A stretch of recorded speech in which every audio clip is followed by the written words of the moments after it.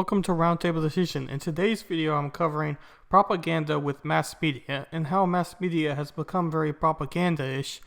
And anyone who's basically covered mass media or follows mass media knows that it's become extremely biased to whatever side it's on.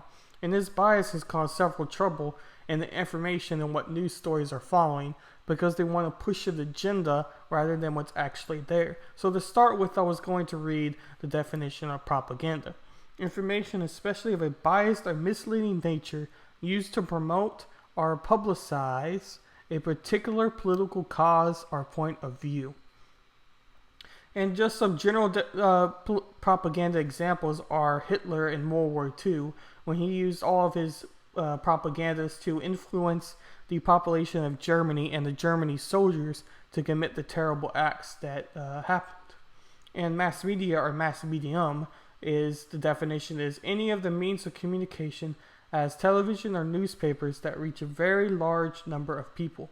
So again, when we think of mass media, you probably think of CNN, Fox News, NBC, CNBC, those big mass media programs. And as I stated earlier, these programs have become so biased to their agenda and to what they're actually doing that these examples I show you are going to show how these sites and how media is getting covered in the United States in particular. And I wanted to start with Vox. And so this was highlighting what happened to the Covington kids. And in their earlier claim, it stated that their claims were justified because one of the Covington kids was making a racist gesture at the Native Americans. And here it is right here. In response, some left liberal commentators defended initial coverage, pointing to the fact that at least one Covington kid student made a racist tomahawk gesture in the direction of the Native protesters. And so for those who haven't seen this protest, the tomahawk gesture they're showing if you don't know about it, may seem as being racist, but in fact is not racist at all. Anybody who follows college football or college football sports in Florida State program knows that they have the tomahawk chop like this in their football games, and it goes on like whoa, it's their football gesture. And so these high school students had the same sort of thing to kind of pump themselves up in the crowd. And in this video, this first shows the interaction between Nathan Phillips and the Covington kids. As you can see, I'm banging the drum. And all this right here doesn't look like a group that is attacking Native Americans, but rather a group that's just having fun, as high school students should be. But the media, as you could see in that earlier claim, stated that the Covington kids were not being representatives of the United States and being racist towards the Indian because of their tomahawk gesture. And another thing what got hinted on was the stare. And this is Nick Sandman here, the front man of the Covington kids, who got blamed the most by mass media. And this is Mark Kavanaugh for the trial he had with Ford in the 2018, I believe, even though that seems like it was a lot more than that. But anyway, news. And so this faceless gesture, a lot of people thought was harmful towards the Native American, and a lot of people thought it was racist, or it was some hidden meaning behind his facial reaction when the Native American was right in front of his face. And you can kind of see that in this post by Ann, as it says, one theme of the conversation over the past 24 hours, how deeply familiar this look is. It is the look of white patriarchy, of course, but that is familiarity, that banality. It is part of what promotes the visceral reaction. This isn't spectacular, it's life in America. And I know I butchered some words there, but you'll have to bear with me. So this is how close the Native American was to Sandman, with his drum being right by his face, only inches away. And yet he was standing there unreaction, wasn't moving. And the aggressor in this was Phillips. as he's banging the drum right in next to him as the Sandman is just standing there faceless.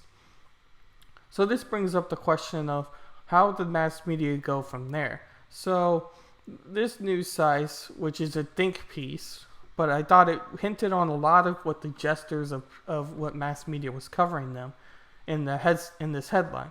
Nick Sandman, a student at Covington Catholic, says he was a silent bystander in a viral video, but his MAGA hat spoke for him. So this first part of the article shows the tomahawk chops, what the Vox article was talking about, and rather it shows the progression of events according to what happened. And most of this is already claimed before. But the big thing what this article hints on is the MAGA hat himself.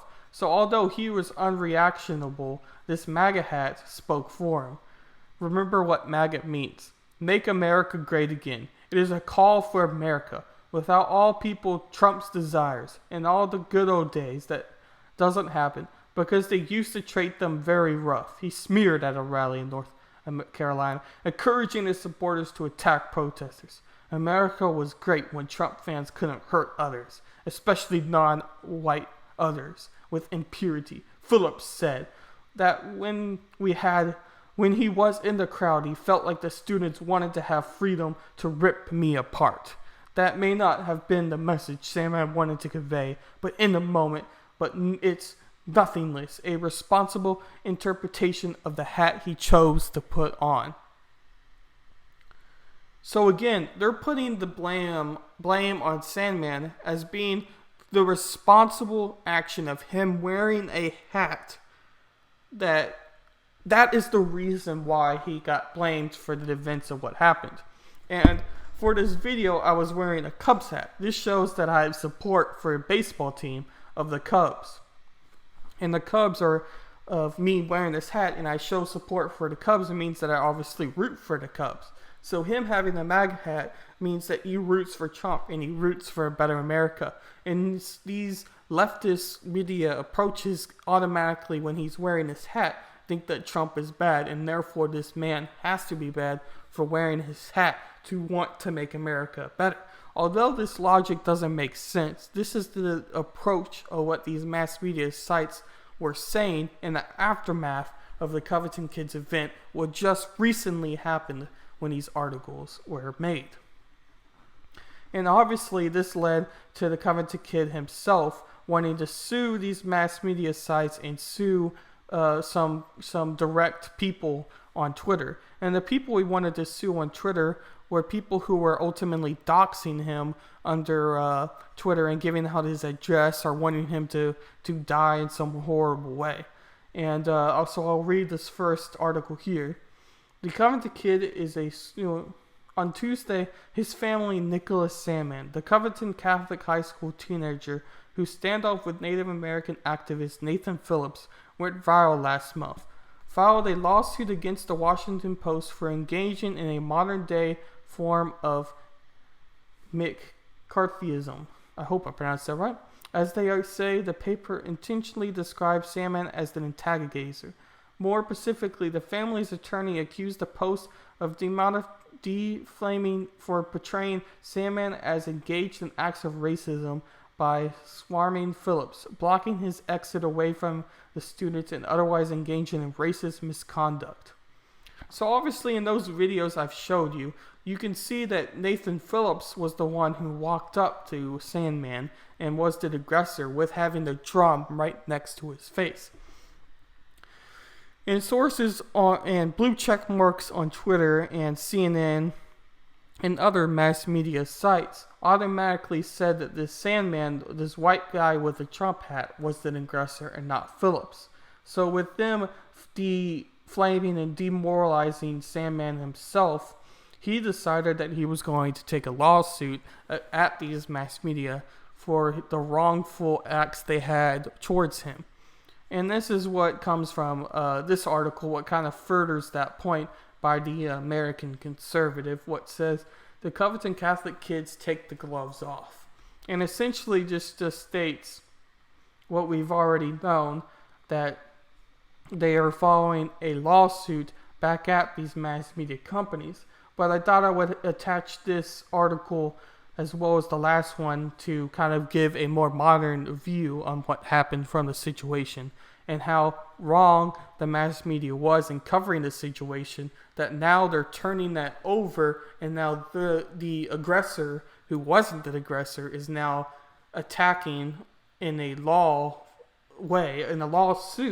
at these mass media sites for smearing his name and potentially causing massive harm after his high school education with potentially colleges he wants to get into. But that's not it. That's not the only event what has happened. Another event is Jussie Smollett. Now this one aggravates me almost even more than the Nick Sandmann situation with the Covington kids.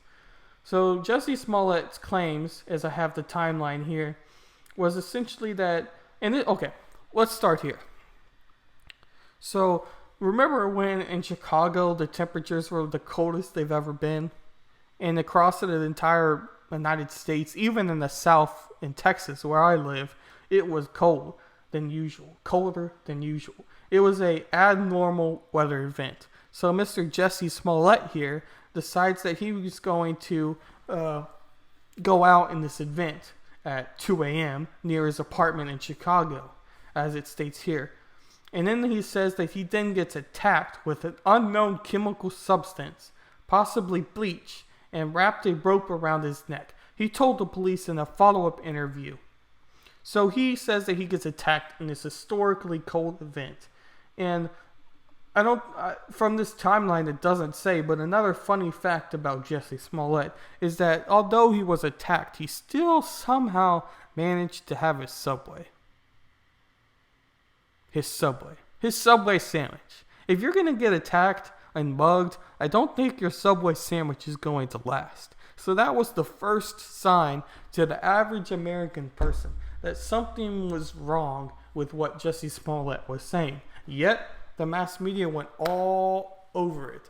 They went straight to believing Jussie Smollett as the gay man he was, rather than the person and his claims and what they actually were. And then on January 30th, the Chicago police announced in a tweet that they are seeking 2 persons of interest. So to keep this long story short, these 2 people of interest were trainers, or were people who Smollett knew, and they were 2 black men who Smollett worked with. And these men orchestrated with Smollett to attack him in a fake manner, and then he got several interviews after and claimed that they were MAGA supporters because they were wearing MAGA hats, which essentially goes back to the Covington kids. Because remember, the Vox article and the other article after, with the this one here, stated that the only reason that the only reason that the Covington kid, Nick Sandmann, was to blame was because he was wearing the Make America Great hat again. He was wearing the MAGA hat. It was just his hat was what the problem was. So on February 14th, he did an exclusive interview with Good Morning America with the anchor Robin Roberts. And this was probably his most famous interview coming out of this situation. And Smollett said that he was heartbroken when he found out people questioned the details of his story. So again, I've stated already, I've told you the brief facts of the situation, and then I told you a funny fact that he still had a Subway sandwich. Yet, so he's ashamed at this point of what his story was. And so instead of saying, no, it's a lie and I'm sorry, he defends himself, and he says he defended himself against skeptics who pointed out that it wasn't until a follow-up interview with the police that he mentioned that the assailants yelled MAGA country at him. He was also complained about numerous reports that he had told police that the attackers were actually wearing red MAGA hats. So again, that is another lie he had. So at his original story post, he said that they weren't wearing hats and that they didn't yell MAGA country at him. But later he decides to throw in that fact to hopefully have enough of a bone to lead police in a different direction. So long story short, this claim was all false, as the two assailants he had, these two people here, who worked with Jussie Smollett, were caught buying supplies from a department store, what were then later used on Smollett on his attack. And to make matters even worse, Smollett now, and an Illinois judge, I'll just read this here, May 23rd, an Illinois judge rules that records settled in the hoax attack. So again, you see the word hoax attack in quotations, even though the average American with any intelligence knows that this was directly a hoax. This was directly a fake attack, a orchestrated attack. Yet, I'll read again. Criminal case of the Empire cast member Jussie Smollett being made public, ruling that the actor has not displayed the actions of persons seeking to maintain his privacy. Cook County Circuit Court Judge Stephen G. Watkins ordered that investigative files in the High police case be settled after ABC News and other media organizations argued that keeping from public view was a violation of the First Amendment. So, real quick before I go to the next article, the reason this gets under my skin even more is that he's an actor. He's someone who's made a lot of money. And if he's managed his money right, because he was an Empire actor, although he wasn't the main Empire guy, he was one of the minor characters of Empire, what made quite a bit of money. And if he managed his money any bit correct, despite where he was living in Chicago, what has higher cost of living, he would still be able to support himself and his kids kids for a long time after, if he managed his money right. But he decides to orchestrate a hoax. And this hoax was then discovered to be a hoax. But the reason that it really hurts and really is annoying is that now the people who actually do get mugged and actually have a story to tell what is true get overlooked because of people like him who make the situation less than it really is. And that is bothersome. So this next article, if it loads, I tried to load everything before, but anyway, and this is just a timeline from AP News, and this is a news site I recommend a lot of you to go to who are angered at mass media, as AP News tends to stay more neutral than all other mass media sites or all other media sites for that matter. But again, it just goes over the timeline starting from most recent to least recent, and I'll read this I'll read this first headline here because it's a little bit more recent than the last post I read. Chicago AP, the city of Chicago has released 2 911 calls made after Empire actor Jussie Smollett claimed he was the victim of racist, homophobic attack. That's another thing I don't think I've mentioned. A lot of the mass media sites covered that he was a gay person or a person was a gay person, and that it was a homophobic attack, as the words say here. But rather, this is another thing what gets angry, because even though I'm not a person who's gay or in the LGBTQ plus blah blah blah, whatever the phrase is, it's aggravating to see someone use their identity like that to get something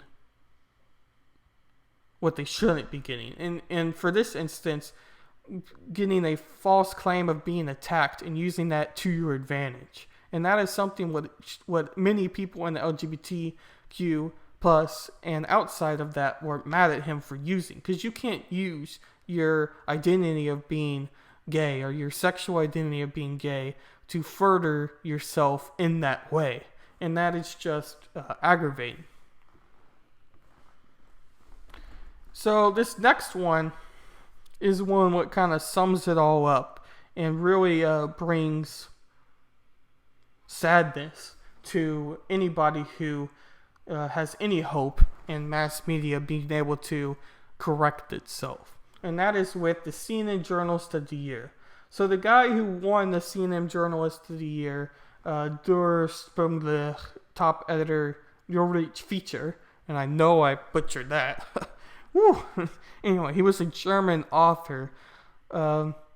Ended up faking most, or if not all, of his CNN of the Year. See, all of his stories he wrote were fake and fabricated by his imagination, are fake sources he thought were true. And this happened over and over. And he won that award for being top journalist of the year despite his stories being fake. Although that information came after he won the award, it shows you just how biased and how wrong the media is for believing all of the fake stories he wrote for winning this award. Because this award isn't something which just given freely. It's something you have to earn. And although all his stories were fake, he still earned it. So it really shows you just how bad journalism has become in mass media sites, that people are willing to fabricate lies in order to become popular, in order to get the articles read, to force a agenda upon people who follow on these articles. And again, the Guardian covers it with Der Spiegel, says top journalists fake stories for years. And I believe it's in this article, if not another article I read, that said that this journalist got so addicted to his stories and what he made that he became addicted to lying. And although he became addicted to lying, he wanted to seek consultation and counseling to get over his desire to want to lie in news and want to lie in coverage of the media. So I'll read this. The media award was stunned by the revelation that the award-winning journalist Klaas Rotius had, according to the Weekly, made up stories and invented protagonists in at least 14 out of 16 articles that appeared in his print and online editions. So 14 out of 60 articles. Although that percentage may not seem much to you, it's a lot. Even though it would be a passing grade for his real articles, it is still a lot. 14 lies, 14 obvious lies in his articles. And that's lies what are admitted. And I'm sure there's a lot more than just 14 of actual lies. So it may not have meaning, but there's still something he fabricated, or there's still something they pushed to the extreme that it really wasn't. He pushed it further than it had to be. And that is still a journalism lie. It would be saying, like the Covington kids, that Nick Sandmann touched the Native American or pushed the Native American Phillips, but he really didn't. Even though, because to most people, they'll read the headline what says, Nick Sandmann pushes the Native American in a rally for abortion or whatever. And you'll have that headline. And most people will read that headline the mass media covers and then not read the article and start tweeting about it like crazy, saying, oh, he pushed the Native American, oh my God, and then they'll get doxxed from that. And that is the problem we face, as most of these mass media companies are smart enough to realize that people don't read. People read headlines, and people read one or two paragraphs. They don't go into the juice of the article. They don't even read to where the disclaimer is in most of these articles, where it says, if the information changes, blah, blah, blah, blah, blah, blah, blah, blah. They don't even read till that. And I wasn't going to focus too much on this. I just wanted to bring it up that this person lied in his articles so obvious that he got caught. And then I'll start with reading here. In a lengthy article, Spiegel, which spells out 725,000 print copies a week, has an online readership of more than 6.5 million, said that it was shocked by the discovery and apologized to its readers, and said to anyone who have been in the subject of fraudulent quotes, made up personal details, or invented scenes at fabricatous places.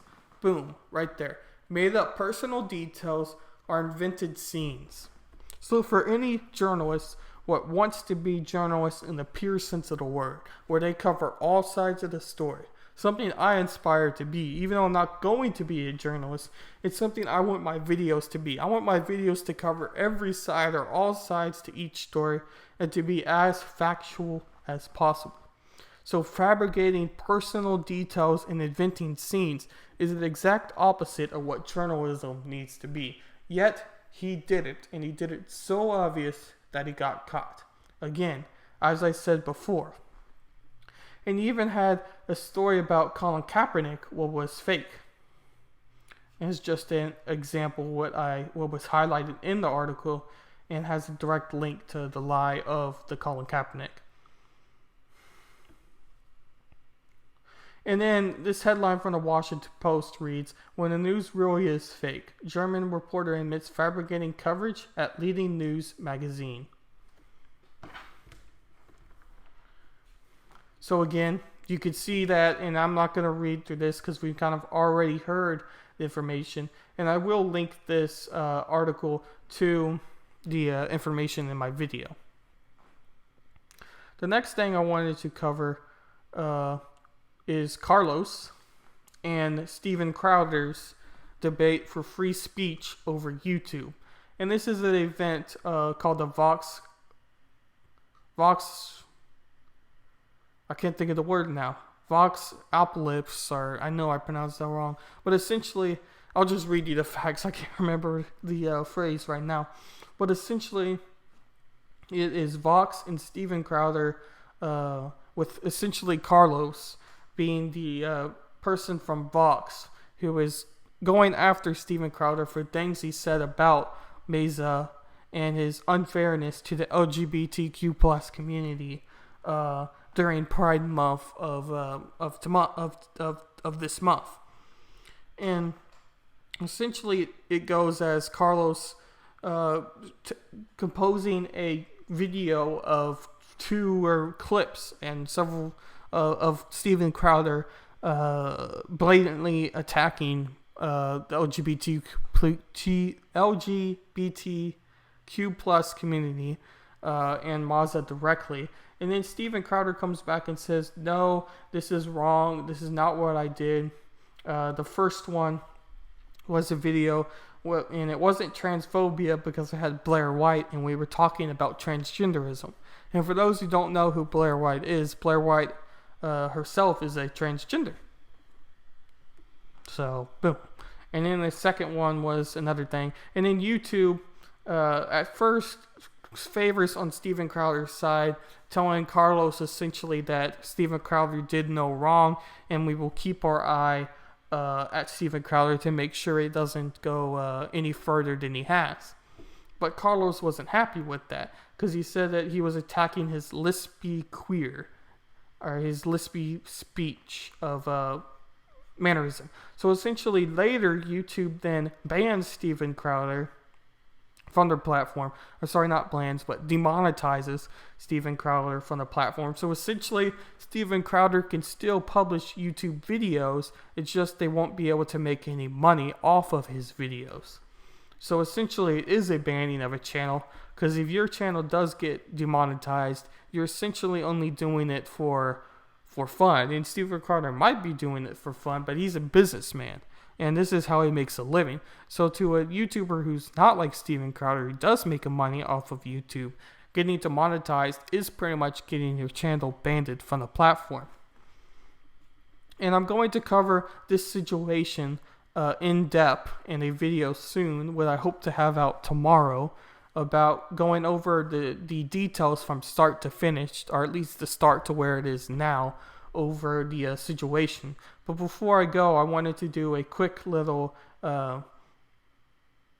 recap of what that video might include, or a quick little presenting of information to show you how biased Fox News and Carlos Maza is. So just looking at his videos, or his recent videos that he makes for Vox, and he's a video maker. He doesn't write, he's a video maker. And he essentially has a YouTube-like videos where it goes over a situation in news, or a situation in general, over about 15 minutes of that situation. And some of his headlines are, "You are watching Fox News, you just don't know it. Why Tucker Carlson pretends to hate elites." So it's an attack at mainly Fox News, and definitely an attack at Republicans and social media platforms in a different sort of way. And Kavanaugh went back when that was a situation. Man, that seems so long ago. Whew. Anyway, so it's a situation very much an attack against the right, and definitely a attack what leans towards Republicans. But if you go to Carlos Maza's Twitter page, you will notice that he has a certain component to his bio what might seem a little bit on the other side of the spectrum, the other side of wow. Like, it's something you put what directly says hate speech. When he wanted to get Crowder demonetized, or wanted to get Crowder's channel removed based on the claim that it was hate speech against him and against other people in the LGBTQ plus community. And it says, strike through at Vox.com, Marxist pig. Tucker Carlson is a white supremacist and YouTube profits off of hate speech. The big thing is Tucker Carlson is a white supremacist. I'm not the first YouTuber or the first person to notice this in Carlos Maza's bio, but essentially you don't have to be a brainiac to know that that claim is a opposite of what he claims to not want to happen. He claims that hate speech is a problem, what he later says in his bio, yet he has a claim in his bio what is hate speech. So if you don't want to endorse hate speech, you can't have hate speech yourself. You can't endorse you can't not like Starbucks but yet drink Starbucks, or you can't not buy you can't if you don't support the Cubs, for example, then you're not going to watch it. But if you say you don't support the Cubs and later you do watch it, then what are you really trying to say? It's a situation like that. And he's very much a person what seems to be attacking the other side, being the right, or attacking Republicans, yet not really letting himself be attacked. So if you attack someone, you expect to get attacked back. It's a classic like debate, or it's a classic thing. If you verbally attack someone, like your brother, for example, because you say, you're dumb, and he'll go back, no, you're dumb. If you have those claims back at each other. So if you tell someone that they're dumb and expect not to get attacked back, then you're rather stupid. It's a situation like that. So again, thank you for tuning into this episode of how the mass media has become very propaganda-like and very biased towards an agenda rather than actual news. And actual news is becoming rarer and rarer. And just a quick shout out to a channel. If you haven't heard of Tim Cast or Tim Pool on his YouTube channel, and I will link him underneath. He's a guy who believes in actual journalism and is a journalist himself. And I believe he's a great follow on YouTube to actually get news that is fair and news that you can trust. So I will link all his stuff. And I support watching that type of news more than I support watching any sort of mass media news, as it's all an attack, or all for their gain for getting money and their gain for passing this agenda through the generation and the generation after. Thank you.